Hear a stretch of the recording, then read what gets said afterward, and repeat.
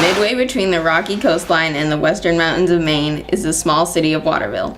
Near the center is an active church with a liberal philosophy and an exciting history. The year was 1820. James Monroe was President of the United States. The territory of Maine voted to secede from Massachusetts, becoming the 23rd state. On a cold November evening, Sylvanus Cobb, a 22-year-old Universalist preacher on his first missionary tour, came to the town of Waterville. He was hoping to stay with Nathaniel Sawtell, someone he had never met who didn't know he was coming. When I had turned up into the lane leading to his house, I had sad misgivings, and seeing the old gentleman whipping up the stakes of his pig pen with a stern countenance and a face unshaven for a week, I expected a repulse. "Is this Captain Sawtell?" My name is Sawtell. My name is Sylvanus Cobb. I'm on my way to Waterville to spend the Sabbath. What? Are you a preacher? I have preached a little. Well, come in. You will find homely fare, but it will be good enough if you are a Universalist preacher. The first Universalist church in Maine was organized in the Waterville home of Sylvanus Cobb on May 28, 1826. The building in which we still meet was built on a prominent corner in Waterville. The cost of the meeting house was $4,200. The clock was $300. The bell weighed over 1,000 pounds, cost $360, and it was not too sharp or flat, but about on letter F for tone.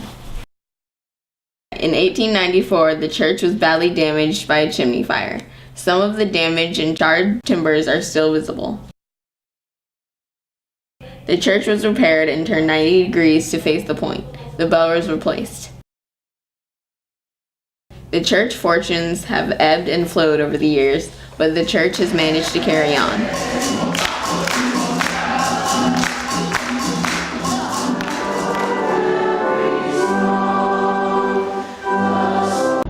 The evening sandwich program has been running out of the Universalist-Unitarian Church since 1990.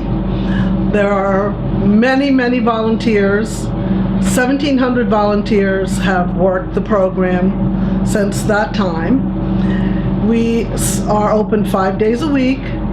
We sometimes serve 70 meals. We sometimes serve 249 meals. We never know how many are coming, but we hope that we're prepared. We are many different churches, many different kinds of people, not religious, atheists, whoever wants to volunteer from the community. No questions are asked of the people who come for food. They don't have to qualify whatsoever. And we're very proud of this program. The Drop-In Center is a space for lesbian, gay, bisexual, trans, queer, and questioning youth to meet with one another, their peers, and their allies.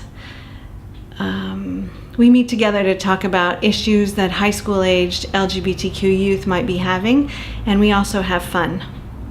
350 is called 350 because the safe level at which we can have carbon dioxide in the atmosphere is 350 parts per million.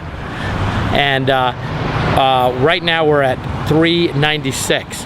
So we're way past the safety zone, and kids that are growing up now can expect to, by the middle of the century, probably a 2 degrees Celsius rise in temperature, and by the end of the century it could be 4 degrees.